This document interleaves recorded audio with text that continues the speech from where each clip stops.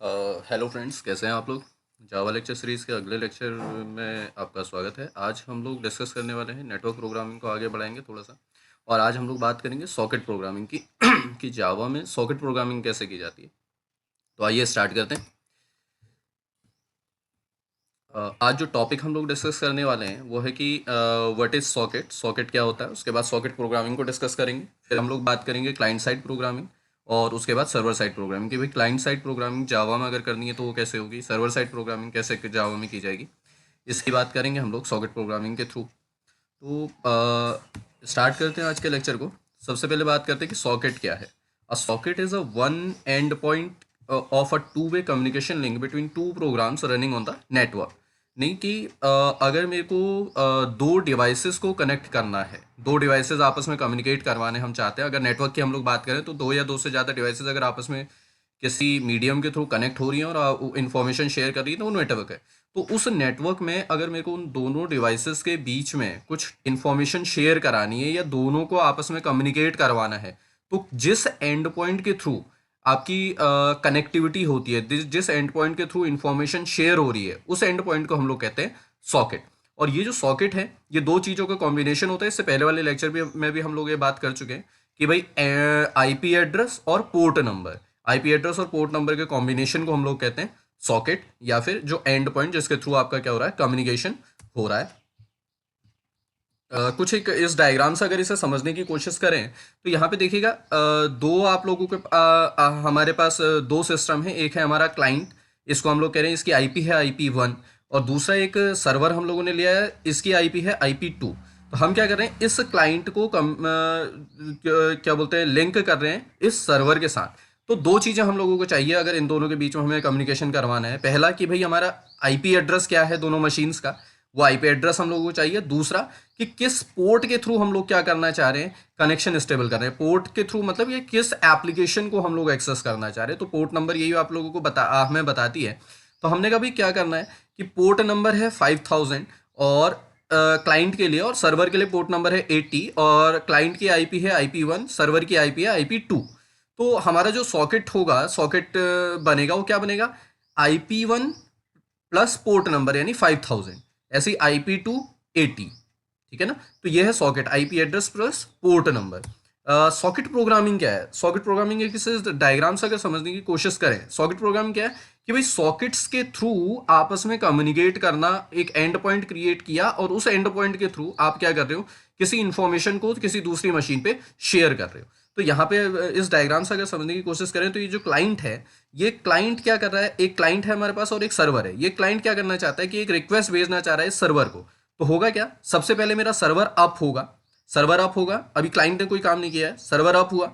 Server जैसे ही up होता है तो अब ये सर्वर वेट कर रहा है कि कोई क्लाइंट इसे रिक्वेस्ट करे। तो हमारे क्लाइंट ने सर्वर को रिक्वेस्ट किया, मान के चलते हैं कि दो नंबरों के मल्टीप्लीकेशन की कोई रिक्वेस्ट दी। इसने कहा भी 5 into 2, ये कैलकुलेशन सर्वर है हम लोगों का। तो उसने कहा 5 into 2 इसने रिक्वेस्ट भेजी, सर्वर के पास गई 5 into 2। तो सर्वर ने क्या किया, उस पर प्रोसेस किया 5 into 2 यानी 10। तो एक मल्टीप्लिकेशन ऑपरेशन इस सर्वर ने परफॉर्म कराया, और सर्वर ने क्या किया, जो रिजल्ट रिस्पॉन्स क्या होगा 10, जो रिजल्ट है, तो वो रिजल्ट उसने क्या किया, आपके क्लाइंट को दोबारा से सेंड किया। तो यह है पूरा एक सॉकेट प्रोग्रामिंग। होगा क्या कि जब क्लाइंट, देखिए क्लाइंट जब सर्वर को रिक्वेस्ट कर रहा है, तो इस केस में हम लोगों के पास दो, एक्चुअली सॉकेट प्रोग्रामिंग के लिए हम लोगों के पास जावा में दो क्लासेस हैं। एक है सॉकेट क्लास, दूसरी है सर्वर सॉकेट क्लास।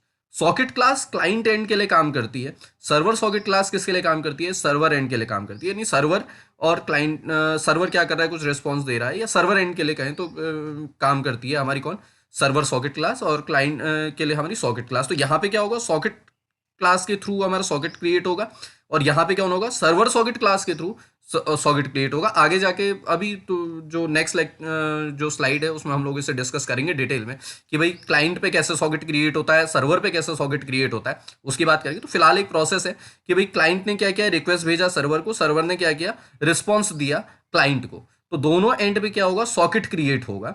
तो ये होगी, ये है हमारी क्या, सॉकेट प्रोग्रामिंग।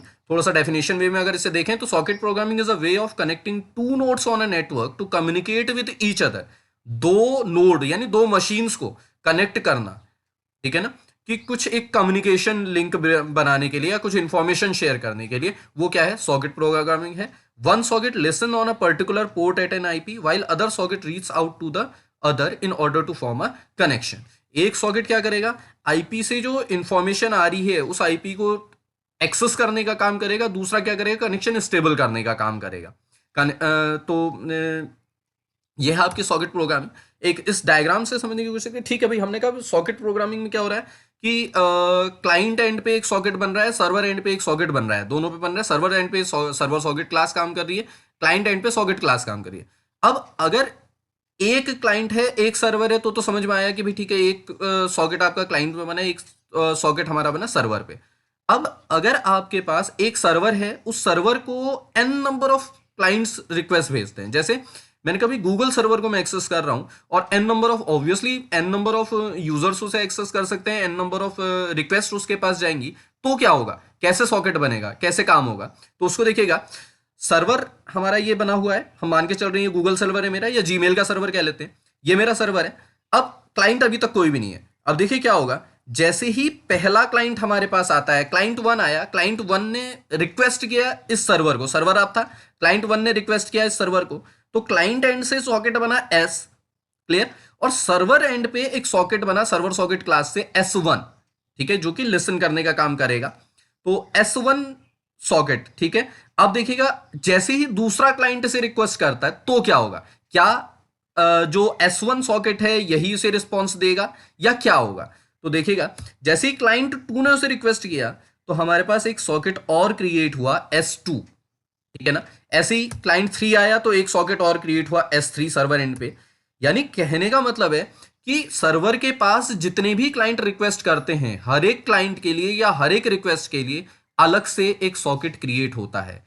एक सॉकेट से ही n नंबर ऑफ रिक्वेस्ट को हैंडल नहीं किया जाता। n नंबर ऑफ सॉकेट्स अगर रिक्वेस्ट अगर सर्वर के पास आ रही है तो वो n number of sockets server and पे भी क्रिएट होंगे। क्लियर। अब देखिएगा, दो तरीके की हमारे पास प्रोग्रामिंग होती है, एक होती है क्लाइंट साइड प्रोग्रामिंग, दूसरी होती है सर्वर साइड प्रोग्रामिंग। तो क्लाइंट साइड प्रोग्रामिंग में क्या काम करना है और सर्वर साइड प्रोग्रामिंग में क्या काम करना है उसकी बात करते हैं। अभी हम लोगों ने कहा था कि क्लाइंट साइड प्रोग्रामिंग यानी क्लाइंट साइड में जो सॉकेट क्रिएट होता है वो किससे बनता है, सॉकेट क्लास के थ्रू बनता है।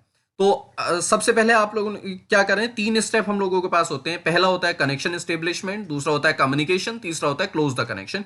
बट अगर हम कंप्लीट प्रोसेस की बात करें तो वो क्या है, एक्चुअल में जो एक जनरल प्रोसेस है वो क्या है कि क्लाइंट और सर्वर दो चीजें हम लोगों के पास है। अगर इससे पहली वाली स्लाइड को मैं डिस्कस करूं तो ये देखिएगा, क्लाइंट और सर्वर दो चीजें हमारे पास है। सर्वर सबसे पहले अप होगा, इससे पहले भी अभी बात की थी, सर्वर सबसे पहले अप होगा, फिर क्लाइंट रिक्वेस्ट करेगा सर्वर को। क्लियर।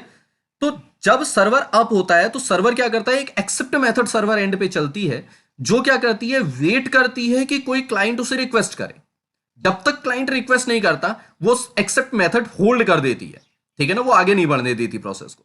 तो सर्वर एंड पे एक्सेप्ट मेथड क्या बोलते हैं, इन्वोक हुई और वो रिक्वेस्ट का वेट कर रही है कि कोई क्लाइंट रिक्वेस्ट करे।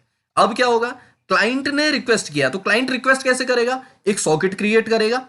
क्लियर। सॉकेट क्रिएट करेगा और उस सॉकेट के थ्रू वो रिक्वेस्ट भेजेगा। सर्वर क्या करेगा, उस रिक्वेस्ट का रिस्पॉन्स देगा आपके किसे, क्लाइंट को।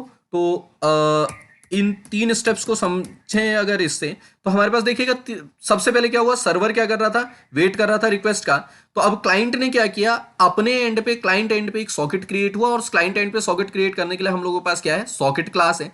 तो सॉकेट क्लास के थ्रू क्लाइंट एंड पे एक सॉकेट क्रिएट हुआ, तो सॉकेट क्लास का ऑब्जेक्ट बनेगा, हमने सॉक नाम दिया है अपने ऑब्जेक्ट को, और इस कंस्ट्रक्टर को 2 आर्ग्यूमेंट पास होते हैं। सॉकेट क्लास के कंस्ट्रक्टर को 2 आर्ग्यूमेंट आपको पास करने होते हैं। पहला आर्ग्यूमेंट आईपी एड्रेस, किस सर्वर को या किस सिस्टम को या किस मशीन को आप एक्सेस करना चाहते हो, तो उसका एड्रेस आप दोगे। दूसरा कि किस एप्लीकेशन के लिए सर्वर है, यानी सॉरी रिक्वेस्ट है, यानी किस पोर्ट के लिए रिक्वेस्ट है। तो दूसरा आर्ग्यूमेंट जो ये यहां पे लिखा हुआ है 4500, ये हमारा क्या है, एक रैंडम पोर्ट नंबर हमने यहां पे डाल दिया है। आप रिक्वेस्ट के अकॉर्डिंग पोर्ट नंबर डालते हो।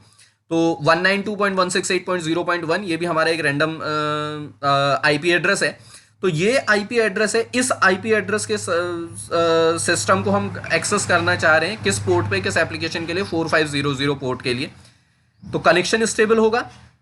अब उसके बाद दूसरा क्या है, ठीक है, कनेक्शन स्टेबल हो गया, अब क्या होगा, कम्युनिकेशन होता है। कम्युनिकेशन का मतलब है यहां पे आप काम करेंगे इनपुट और आउटपुट स्ट्रीम्स, स्ट्रीम्स के थ्रू कम्युनिकेट होगा, डेटा सर्वर के पास जाएगा, रिस्पॉन्स आएगा, तो क्या है, इनपुट आउटपुट स्ट्रीम्स के थ्रू काम होता है, तो कम्युनिकेशन अब होगा। अब कम्युनिकेशन करने के बाद जबकि हमारा कंप्लीट हो चुका है, काम पूरा हो चुका है, हमें रिस्पांस भी मिल चुका है, तो अब हमें कुछ काम नहीं करना। तो उसके बाद अगर आपने सॉकेट ओपन किया है तो उसे आपको कनेक्शन को क्लोज भी करना होता है, तो लास्ट स्टेप आता है close the connection. Next lecture पर हम लोग देखेंगे एक्चुअल इसकी कोडिंग कैसे की जाती है, प्रॉपर कोडिंग करके देखेंगे।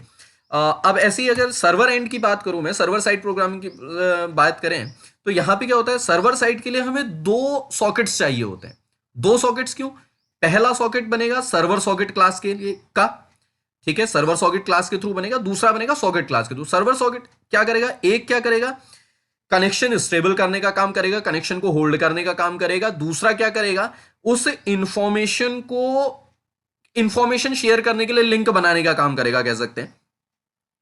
तो दो सॉकेट्स यहां पे सर्वर साइड पे बनते हैं। पहला आपका सर्वर सॉकेट क्लास के थ्रू बनता है, दूसरा बनता है सॉकेट क्लास के थ्रू। तो दो सॉकेट हम लोग क्रिएट करेंगे, उसके बाद कम्युनिकेशन अगेन वही इनपुट आउटपुट स्ट्रीम्स के थ्रू कम्युनिकेशन होगा, और लास्ट में आपकी कनेक्शन क्या कर दी जाएगी, क्लोज कर दी जाएगी। तो ये था एक कह सकते हैं ब्रीफ इंट्रोडक्शन आपकी सॉकेट प्रोग्रामिंग का, कि सॉकेट प्रोग्रामिंग कैसे की जाती है जावा में, क्या सॉकेट्स होते हैं, सॉकेट प्रोग्रामिंग क्या होती है, क्या उसका प्रोसेस है, वो सारी चीजें हम लोगों ने डिस्कस की हैं। नेक्स्ट लेक्चर पे हम लोग बात करेंगे कि सर्वर सॉकेट प्रोग्रामिंग की कैसे जाती है, सॉकेट प्रोग्रामिंग कैसे की जाती है। ठीक है, हम एक क्लाइंट बनाएंगे, सर्वर बनाएंगे, दोनों को आपस में कम्युनिकेट करवाएंगे, दोनों आपस में इंफॉर्मेशन शेयर करेंगे। तो कुछ इस तरीके की कोडिंग हम लोग नेक्स्ट लेक्चर पे करने जा रहे हैं। तो अगर आप लोगों को लेक्चर पसंद आया तो इसे लाइक कीजिएगा, चैनल को सब्सक्राइब कीजिएगा और अपने दोस्तों के साथ शेयर कीजिएगा। मिलता है नेक्स्ट लेक्चर पे। Okay, thank you.